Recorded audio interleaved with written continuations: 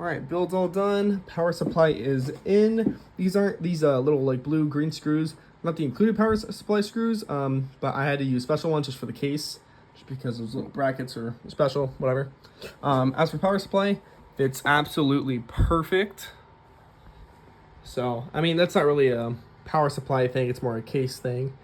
But as for the actual power supply, we have our button, our power supply port, a white fan on the bottom, or on the back for me at least. And then all the cables, I mean, it's hard to see, but you have two SATA ports, and you have lots of SATA ports. You have your CPU port over on the top, or I mean, if it's on its bottom, it's top right, but for me, it's way in the corner. We have our 24-pin motherboard, then we have both our, oh my gosh, my voice cracked. Both of our PCIe GPU ports that go into the graphics card, obviously.